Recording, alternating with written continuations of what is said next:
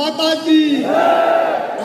सरकार जरूर करेगी, क्योंकि एक एक इतिहास के पन्ने में जिसने हमारे लिए आजादी खोजा है, उस आजादी की लड़ाई लड़ने वाले वीर योद्धा को फिर से हम स्थापित करने का काम करेंगे, इतना जरूर आश्वस्त करना चाहते हैं। इसलिए साथियों, आदरणीय शिवराज जी आपके बीच में बोलेंगे, हमारे अध्यक्ष जी बोलेंगे, लेकिन मैं जरूर आश्वस्त करता हूँ, यह समाज सब दिन गरीबों को, पिछड़ों को, अति पिछड़ों को, दलितों को मुख्य धारा में लाना होगा। अब बुद्धू नोनिया जी एक प्रतीक है और एक मजबूत प्रतीक है। हम जरूर आश्वस्त करते हैं, बिहार में नीतीश कुमार के नेतृत्व वाली सरकार और देश में मोदी जी की सरकार बुद्धू नोनिया जी को एक स्वतंत्रता सेनानी का दर्जा देने का काम करेंगे। बहुत बहुत धन्यवाद। नमस्कार, मैं पंकज कुमार। बिहार के उप मुख्यमंत्री सम्राट चौधरी ने कहा है कि बीजेपी ही सब दिन से अति पिछड़े को, ओबीसी को आरक्षण देने का काम किया है, बाकी जो विरोधी पार्टी है वो सब दिन इसका विरोध किया है। ये मौका था बुद्धू नोनिया के जन्म शताब्दी समारोह का और बिहार में विधानसभा चुनाव है।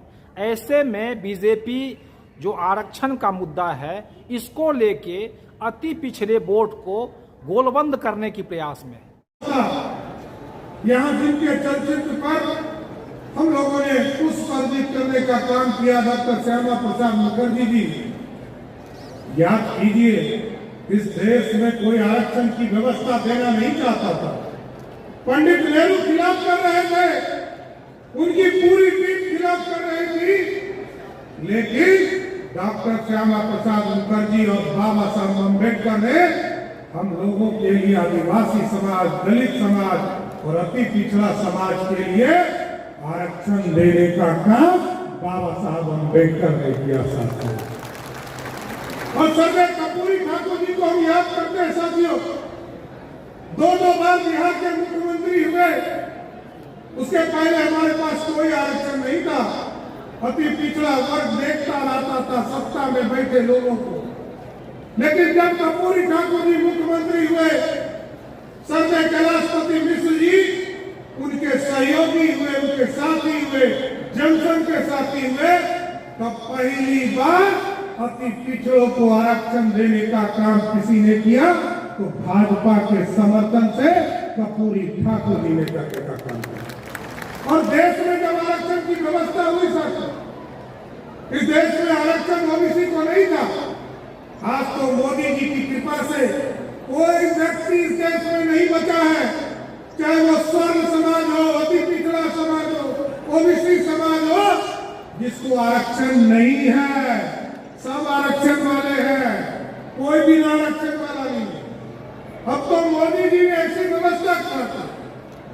और याद कीजिए, जब मंडल कमीशन लागू हुआ तब भी 147 सांसद जनता दल के पास था और 197 सांसद, मतलब 200 सांसद कांग्रेस पार्टी के पास था। लेकिन भारतीय जनता पार्टी के नेता सरदार अटल बिहारी वाजपेयी और लाल कृष्ण आडवाणी जी ने समर्थन देकर वीपी सिंह जी को इस देश में मंडल कमीशन लागू करने का काम किया था। गर्व है साथियों, नीतीश कुमार जी और सुशील मोदी जी जब बिहार के मुख्यमंत्री हुए, उसके पहले तो पंचायती राज में हम सोचते भी नहीं। 2001 का चुनाव हुआ, लालू प्रसाद जी मुख्यमंत्री सुपर किंग थे और उनकी पत्नी बिहार की मुख्यमंत्री थी। याद कीजिए, कोई आरक्षण नहीं था। लेकिन जब नीतीश कुमार जी और सुशील मोदी जी बिहार के मुख्यमंत्री हुए तो पहली बार पंचायती राज में भी 20% का आरक्षण अति पिछड़े को देने का काम किया। और आज हम गर्व से कह सकते हैं, जहां 20% का आरक्षण है, लेकिन आज आपको जानकर आश्चर्य होगा कि 32% लोग अति पिछड़े के हमारे मुखिया और प्रतिनिधि बनने का काम करें। इसलिए साथियों, मैं जरूर ये आपको बताना चाहता हूं कि अभी कई साथियों ने चिंता जाहिर किया कि बुद्धू नोनिया जी के